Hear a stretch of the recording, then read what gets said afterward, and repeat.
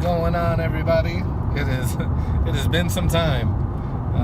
Today is Saturday, June 30th, last day of June. So after the last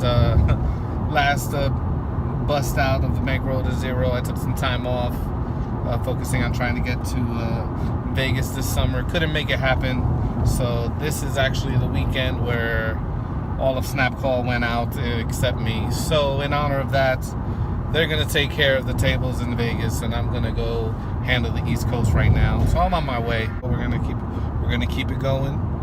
We're gonna keep going with the $100 buy-in.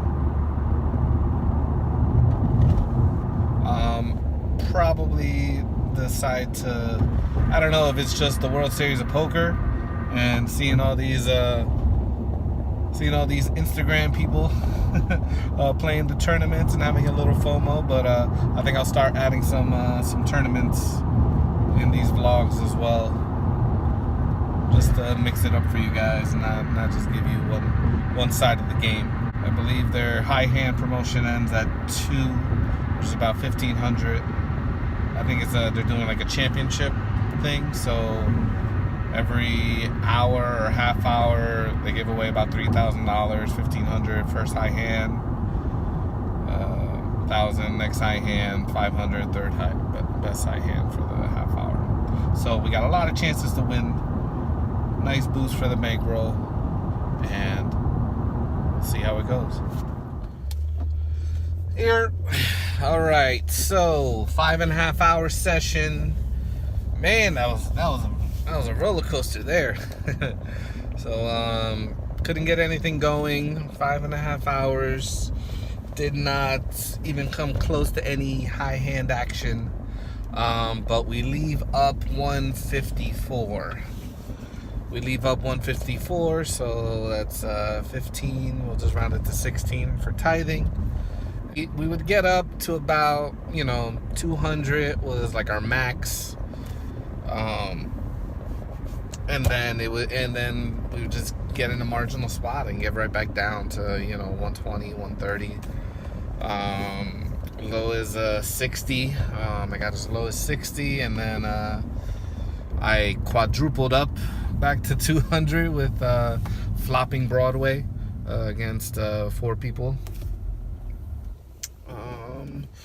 I didn't take many notes, but I guess the one hand that sticks out for me is okay, I have about 200 and I'm in the cutoff and I have jacks, so I raise to, there's one limper, I raise to 12, button calls, under the gun calls. Flop is Queen 10-9. And we have jack, so we have the open ender there, and we have pretty much everybody's outs for this straight. So under the gun checks, I bet 15. Button raises to 33. So under the gun calls the 33, and I make the call. I don't think like I said, I have all the outs. Even if he smelling like 2 pair, even if he has 2 pair, it's a good price, especially with my 15 already in. So we're not going away for that. Turn is a deuce. Suits don't matter this hand. There was no flush draw or anything like that. So turn is a deuce. So under the gun checks, I check, and the button shoves his remaining $45. Now again, this is smelling like the made hand of Queen 10, or maybe even trips or something like that. But definitely not any straight possibilities that I'm worried about or anything like that. I think with the amount that's in the pot, I'm calling. In my head, I'm calling. But before I do that, under the gun decides to shove her stack for about 83. And at this point, I believe I have about 120 behind me, something like that. A little over 100 behind me. Whatever. So her shove of 83, that is what ding ding ding gets me to have my alarm bells ringing and then say what is going on here.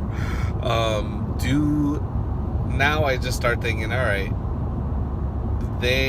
someone either has the made straight or they both have my outs that I need, and that is all that's ringing in my head.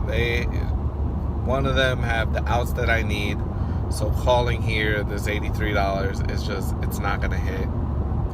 It's not.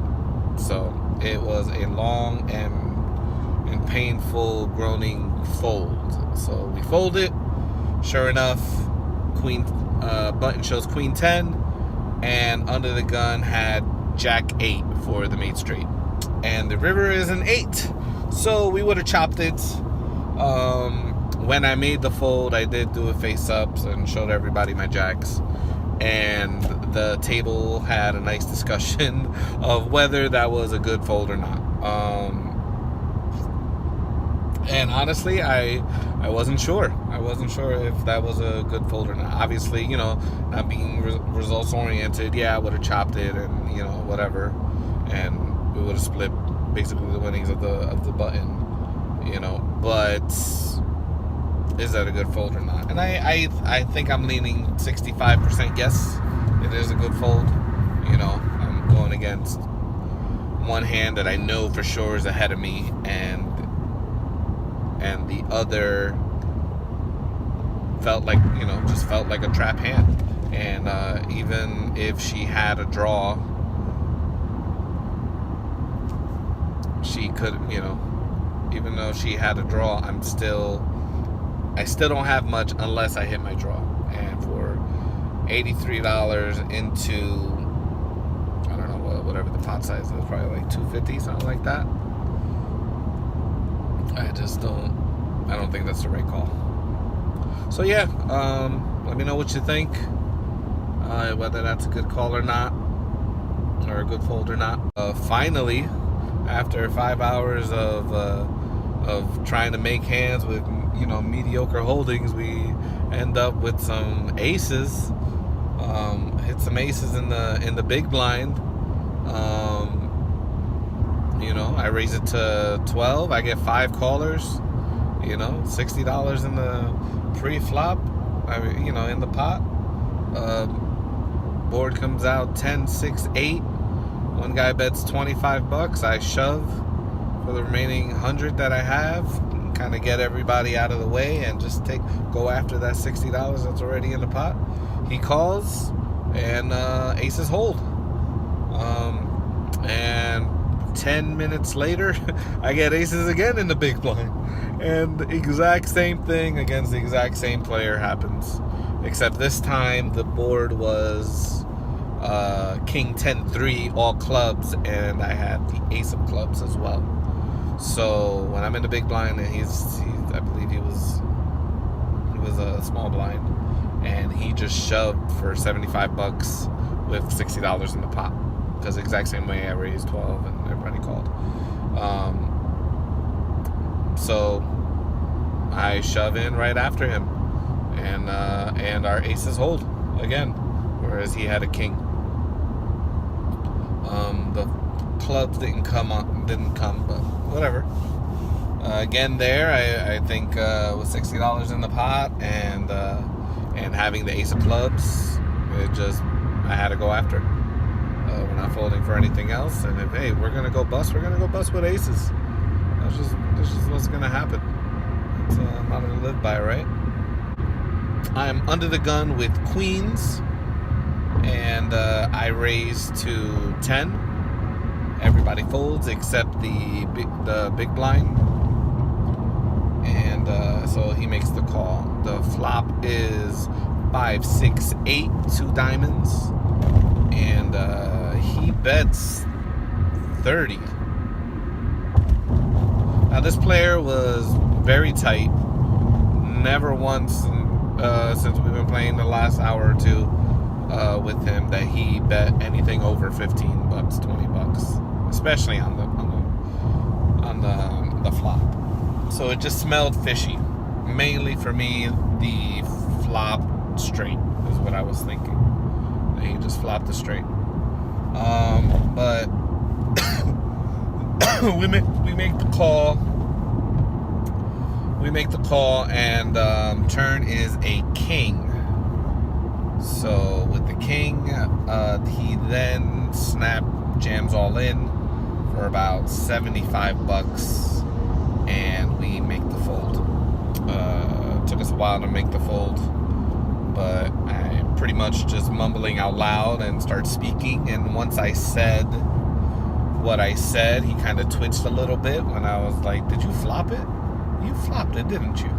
"Yeah, you flopped it." And of course, he has this little smirk, and then trying to be serious, and then tries to make a joke and tries to, cover for himself. And it's like, so I fold. I don't show anybody. I just fold. And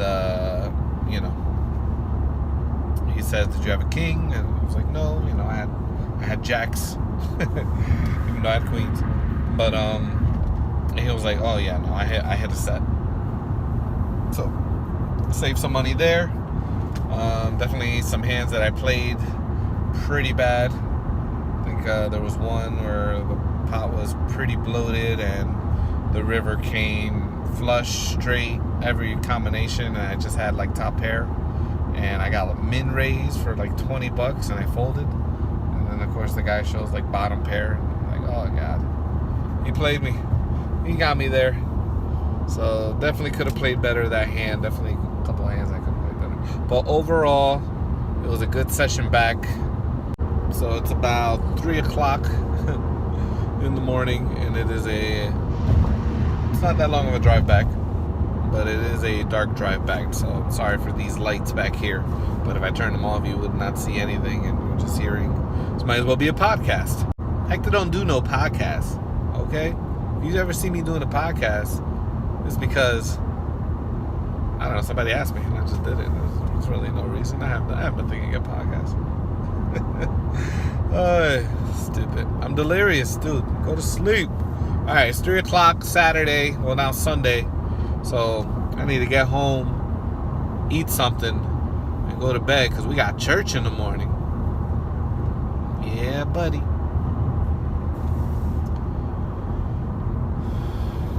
Alright. Until next time.